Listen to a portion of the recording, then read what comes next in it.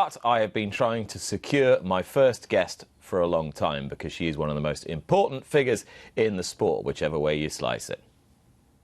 A new day, one race, first place is all I have in mind. Bathsheba from Polly's mark, and back in third Lady Jane Digby. Clive Thompson Clover, she runs around close home, but Bathsheba makes it back-to-back wins.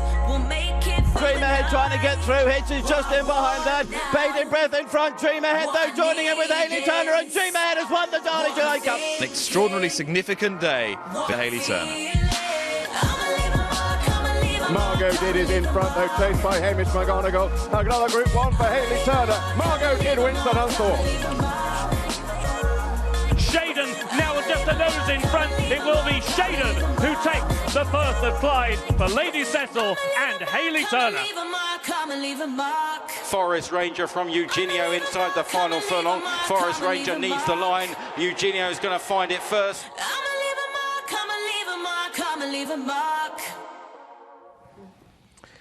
Well, she has been a pioneer, a trendsetter, the most successful female jockey the UK has ever produced. Hayley Turner, welcome, good morning. Hello, all right. I thought you were watching that with a mixture of enjoyment and, not embarrassment, but slight humility anyway. It's been a great career. You got to enjoy it and revel in it, surely. Yeah, I do. I think when you're riding though, you kind of don't appreciate what you've done until you stop and look back. So yeah, no, it's been fun. I've had a lot of good times over the years. You have stopped a couple of times. We'll come to that a little bit later. But you seem really happy and settled. Just your whole demeanour seems like you're in a good place. Is that right? Yeah.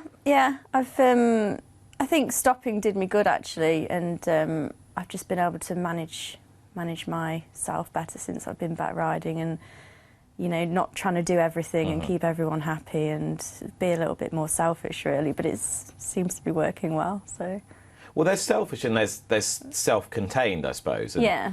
I know you've done a lot of media work, but are you someone who's wanted to be out there and on the front of magazines and really pushing yourself, or not really?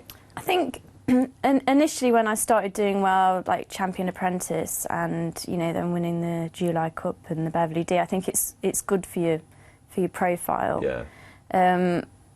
But at the end of the day, the best thing about it is riding the horses, and I think that I did a bit of an overload with the media and riding and just doing everything that when I wasn't doing as well, then I just got exhausted and a bit sour with the whole thing. So. Yeah, I definitely think it's better now. So you're happy now, you're in a good place? Yeah. Ready to kick on? Yeah. Up towards 1,000 winners. How long have you got before you get to it? Oh, It's not that far. Oh, it is. Well, I've got, not that I'm counting, but I'm on 836. Yeah. So, yeah. It would be nice to do, but it's... Just knock off 70 next year and 100 the following year, and you're job away. Done. You're yeah. away. Take me back to where it all started. I mean, were you always going to be a jockey or not? No, because I'm not from a racing background at all. So I actually didn't even watch racing.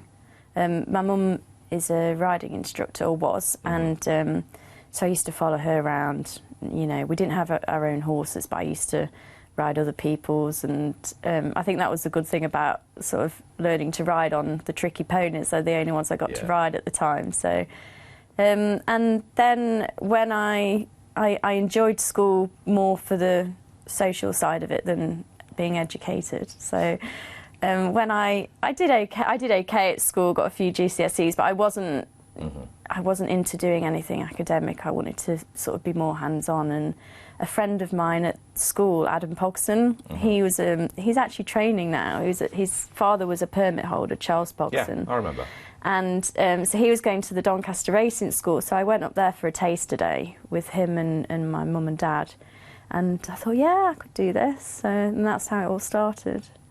And you always seem quite relaxed and just take things in your stride and not agonising too much over decisions. Is that just the way you come across? Is that really the way you are?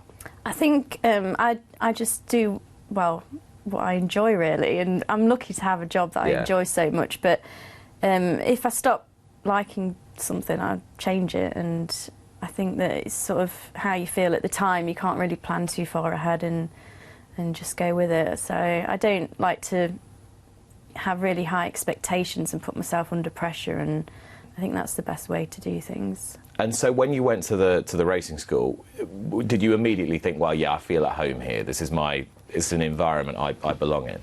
Yeah, I think so, because I used to ride some of the really tricky ponies, and you know, I'd be rather that when I was at school I wasn't top of the class, but then when I went to the racing school I was like one of the best ones there, and so that was nice as well. I mean, I think I still hold the record I got ran off with on the gallops. I think I went around there about 5 times, and you know, I fell off a lot, but there was people there that had never ridden before, so I felt like, you know, quite superior there, and so I thought, yeah, I could be good at this. But you didn't mind being run away with. You just sort of went with it, and I'm guessing you were pretty brave.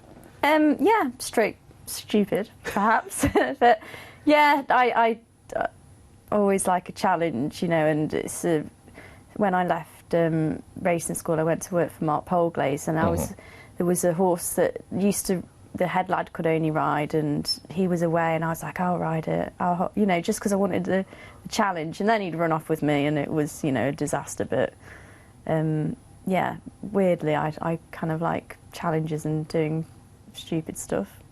And so you then challenged yourself, I'm guessing, to become a jockey. So you got your apprentice licence and you were away, but it didn't have a happy start, did it? No, I was living down at the training centre at Southall Racecourse. It's like a little house attached to a barn, and my address was Barn 2, Racecourse Road. And Declan Carroll trained next door to Mark Polglaze, and I got my licence out, and he gave me my first ride, even though my licence was with Mark Polglaze. So what, you 17? Yeah, and it was a horse called Mark Ellis, and so it was 2 miles at Southwell, and I had to do, I think I claimed 7 off 7:10, and so I had to lose like a pound or something because I was pretty light at the time, and Declan was like, just go in the sauna, you'll be fine at the races. So I'm like oblivious. There's a door into the sauna from the girls' changing rooms, and I walked into the sauna, and there was like 5 naked jockeys there, and I was like, oh my God, I wasn't expecting any guys to be in there.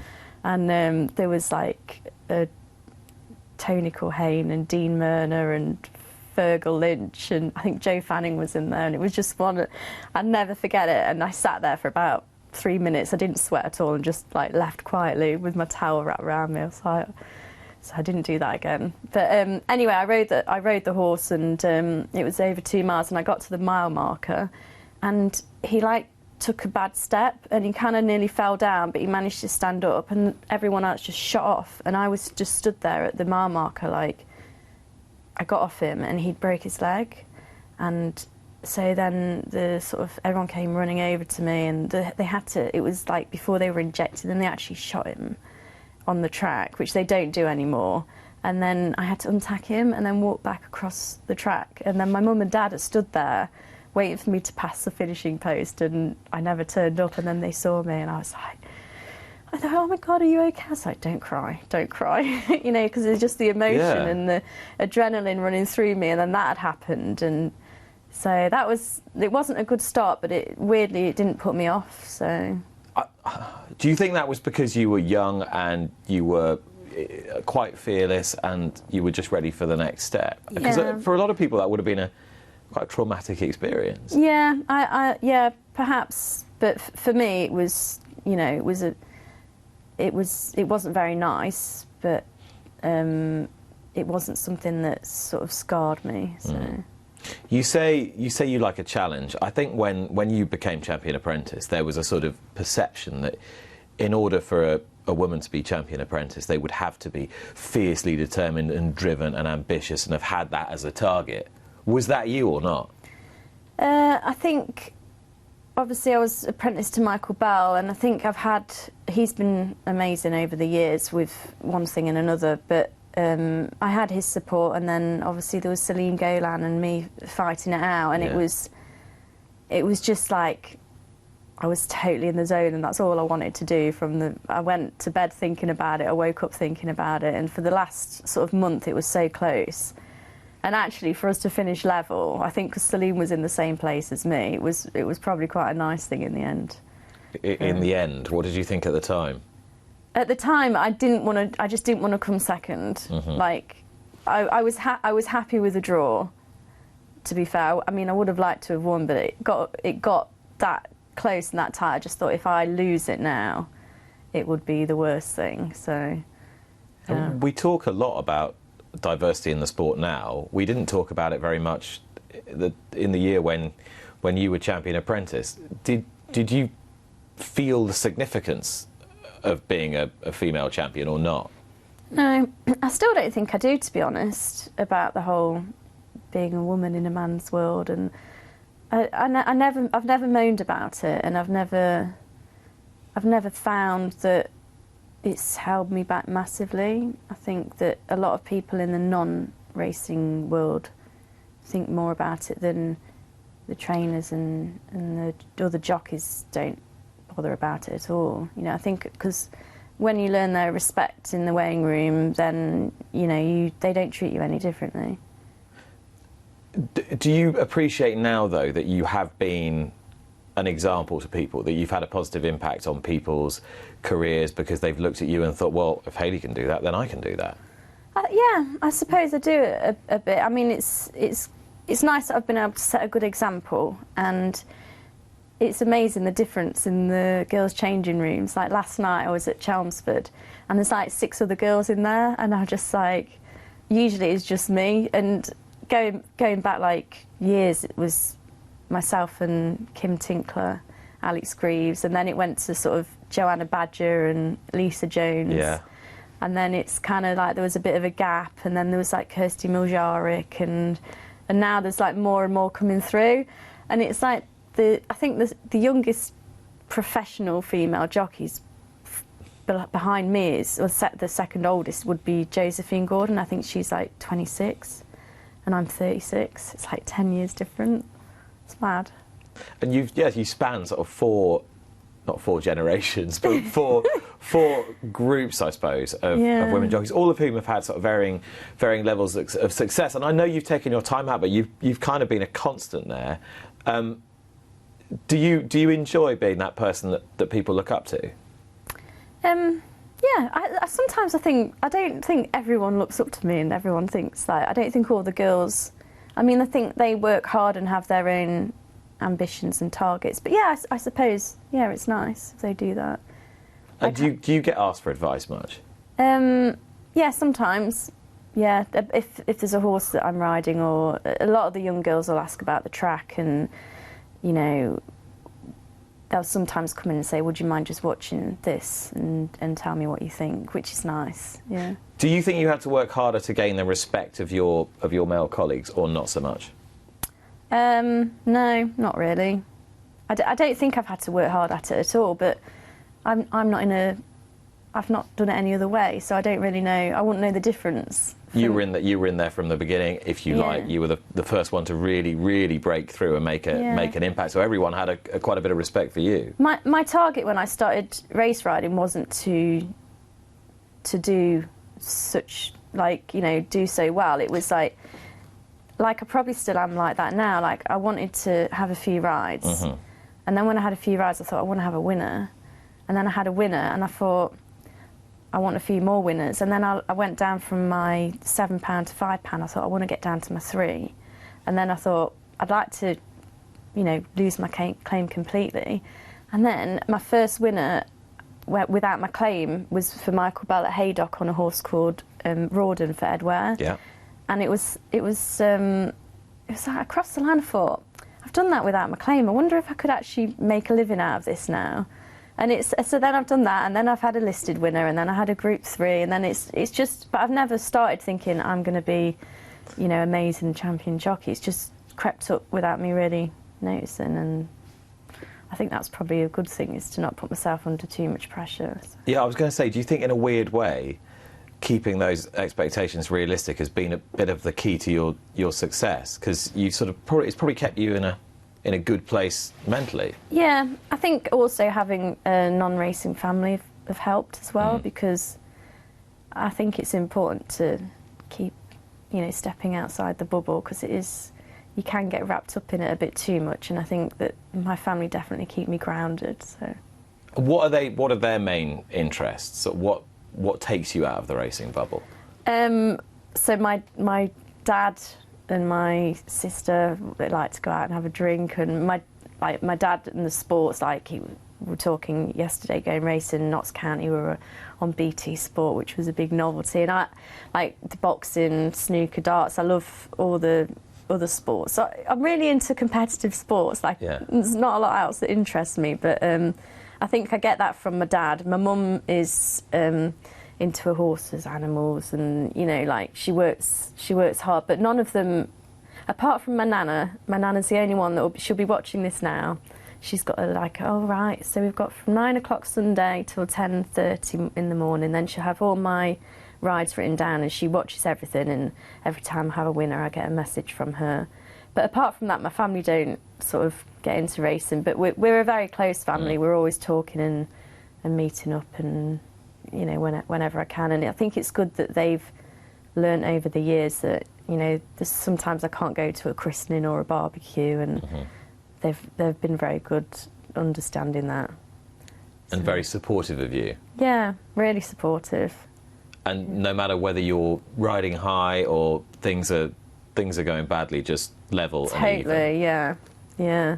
Sometimes, like when I rode in the July Cup, I text my mum. I said, I've got a good ride this afternoon. I said, it's this time, you should watch it. And I texted my dad that, just because I thought, it's a Group 1 and I actually might have a little chance. But if I hadn't, they wouldn't have even realised that I was riding in the race. So I think that's quite nice in a way. Yeah. It was an amazing ride to get. He was a fantastic 2-year-old, and I think everyone had been wanting and expecting a performance like this, and it was a great ride because you were pretty brave. Yeah, I think that David Simcox, he's great to ride for because he doesn't make a big deal. I mean, I could have been riding in the 8:20 for him at Chelmsford, and he would have just, been as normal as he would have been on that day. It's like, leg me up, enjoy yourself, take your time, get him in a nice rhythm, and he didn't sort of power me down. So I actually did enjoy it, and there's no cantering down on him, and you're just sitting on a nice horse. It's nice. But then when you get on the horse and you get down to the start and that, you get away from all the, the hustle and bustle and the media, and it's like just switch off then. Did that moment there, I had to listen to me saying, this is a huge moment in the career of Hayley Turner for about 6 years, because Racing UK used to use it on a promo. Was it a huge moment in your career? Did it make a big difference to you? Did it make a difference to the way people perceived you? Yeah, I think so. It's at the time, it was like, I've ridden a Group 1 winner, but, like my mate Patsy Cosgrave did it last week. Yeah. So I wasn't thinking, this is... At the time, I just thought, this is great, amazing, this is what we work hard for. I didn't think the whole female, first Group 1, and it was like when I had my 100 winners, first one to have 100 winners in a year, I was like, I got to Wolverhampton and I did it, and I thought, I might get star performance in the Racing Post tomorrow, because George Baker did it the week before, and he got star performance, and then he just, on the front of every paper, it was like, what? It's like, I've not done anything different to what George has done. But yeah, it's obviously because I'm a girl, so. But isn't that what's informed your whole life, really? That you've never expected that much?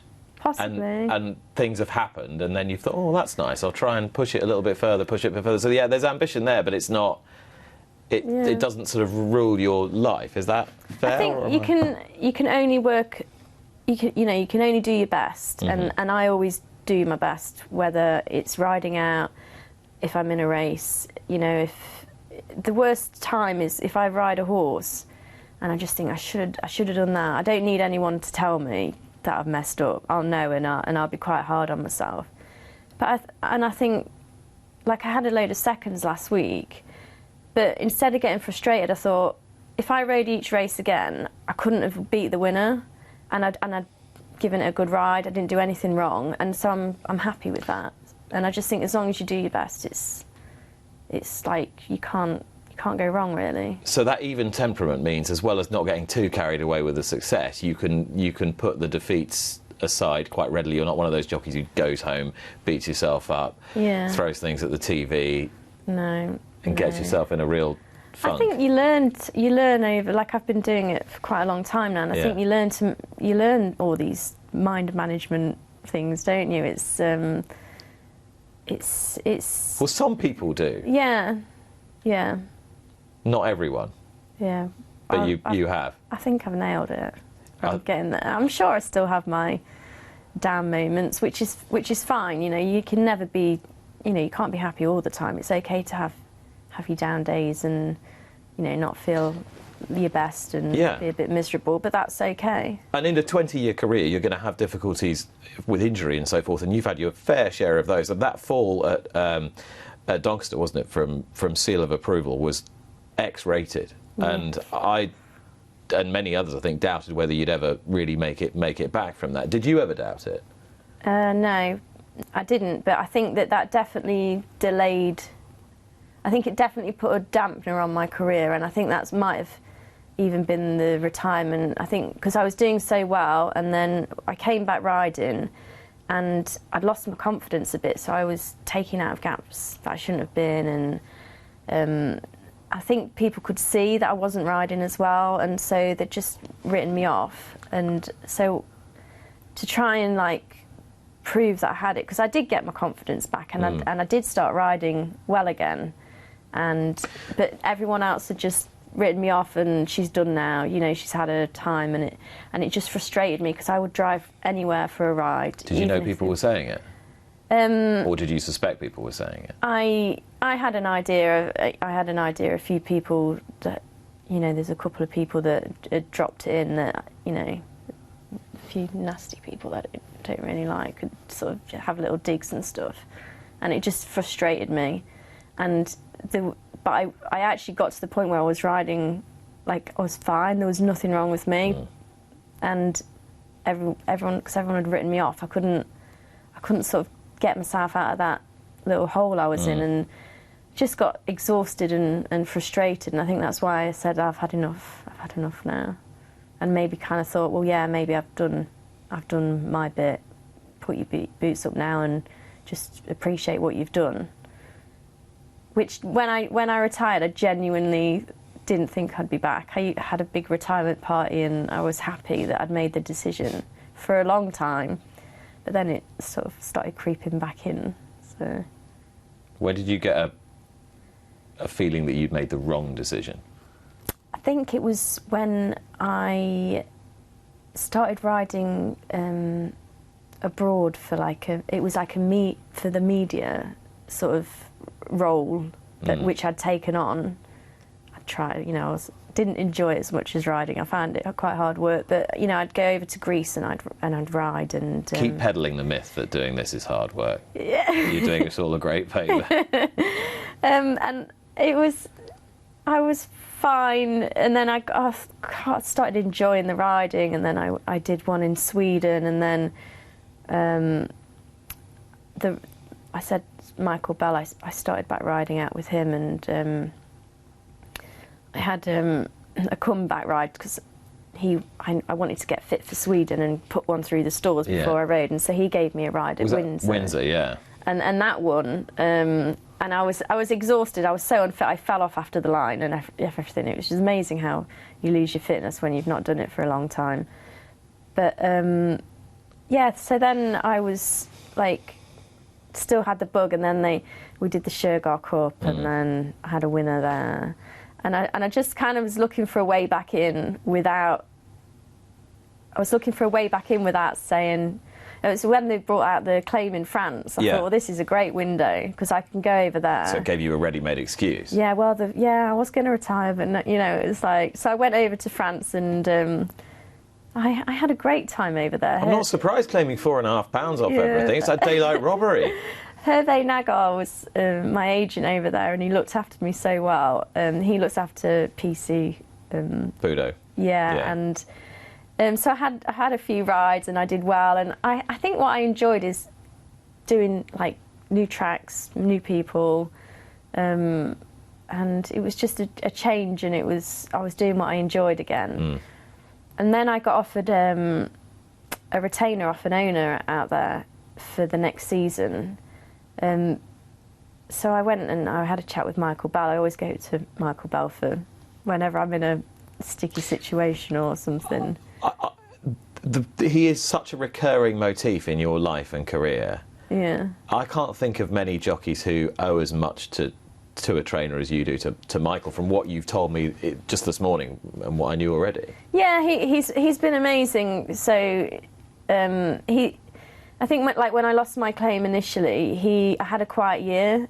I had like 35 winners, but that was without my claim, and I don't think he thought I was ready to push hard straight away, which I agree with. I didn't have a claim, but I wasn't riding as well as a lot of the lads, and I needed the experience. And he's just managed me so well. It's just like over the years, and just when I've got any kind of question, he's just very straight down the line. He'll say exactly what he thinks, and he's usually right. So when I was coming back from France, I said, look, I've been offered this retainer, and so I started the horses that I was going to ride for the owner weren't running early on in the season, so I started riding over here to get fit again, and then I won the Victoria Cup and started doing really well. And then I was like, do I want to go to France? I like riding out for Michael Bell, which I enjoyed, having big winners, and it's home. So I was like, I might just stay now. Yeah. So then it's kind of snowballed since then. And that's it now. You're back. You're back for good. Now you did have a little altercation in the middle of all this, where you got a 3-month ban for something that I think most of us thought was fairly innocently intended, because you'd had a bet, but you technically had a licence at the time, even though you were only half riding in the odd novelty race. Now, I got the sense at the time that you were a bit mortified by that, because you're not someone who ever does much wrong. Is that right? It was me just being stupid, and again, this is another thing I went to Michael Bell about. I was like, this is what's happened. He was like, gosh, you plonker. Well, it's harmless. It wasn't, I'd never, when I was riding, I'd never have a bet. But because I was doing the TV, and then I had to ride in the Shergar Cup, for example, I had to get my licence out. So I rode on that day. I'd never have a bet, on the build-up and that. But then I went back into retirement. So then it was okay to, be standing doing the TV and put a fiver on a horse. And, I think my biggest bet was £20, and it was just stupid. I just didn't think, and I was right to get the ban, because it was just not. I just didn't use my common sense, basically. It was just one of those things. But that was before you sort of really made the decision to come back and come back properly. Yeah, and when I had, I had no interest. Betting, I don't win, so betting's not my thing. I do like having. Like the other sports, like the snooker and darts, I'll have a fiver on punting Van like a dervish. And, it's like just fun little bets like that. But yeah, that was just stupid. So what now? Where are we now? What now? What's the future hold? Are you just taking every day as it comes? Yeah, well, I've had a great season. I had Shergar Cup winners, Ascot winners, listed winner last week. It's gone really well quality-wise, but quantity, it's not as it used to be. And I think that me going to Dubai last year, I didn't come back till mid-March, and then I got my ban, and then I got an injury that I've just come back from. And so I think what I'm going to do this year is just stop being so soft and just get my head down and ride on the all-weather, and I'm enjoying it at the moment. So you're going rewind 15 years, aren't you, or 20 years? And I like being at home in the winter. I mean, Dubai's great, but I like being at home. I like watching like I keep going on about the snooker, darts, the football, the rugby, and then you've got your Christmas with your family, and there's always plenty of interesting gigs You've got a to very go strong to. homing instinct, haven't you? Yeah, yes. December's full of good times, isn't it? So I'm going to stick around for them. You're not the sort of person who wants to spend Christmas in a hot climate, are you? No, but although we're doing the Jockeys Challenge in South Africa on the 10th of November. It's for 11 days, and there's me, Franny Norton, Martin Dwyer, Rab Havlin, Andrea Radzini, and we're all taking a +1, and it's just going to be so much fun. So that'll be good. And then back to work after that. And your +1 is looking forward to it? My sister. Aha. Yeah. My sister, Connie, I've got an older sister, and she's been on all of these holidays with me. So this time I'm taking my other sister, who she got married and had 3 kids, one after the other, and she's been in this child-raising bubble for the last 5 years. So this is the first time she's going to be away from them, and first time she's ever flown business class, and I'm actually looking forward to living the holiday through her. She's going to love it. That sounds fantastic. Yeah. Hayley, you're going to stay with us for a little while, but for the moment, Hayley Turner, thank you very much. Thank you. Hayley Turner, and she will stay with us. I know Hayley's particularly looking forward to reviewing yesterday's action from Cheltenham, and she'll be doing... Where? She's thinking where?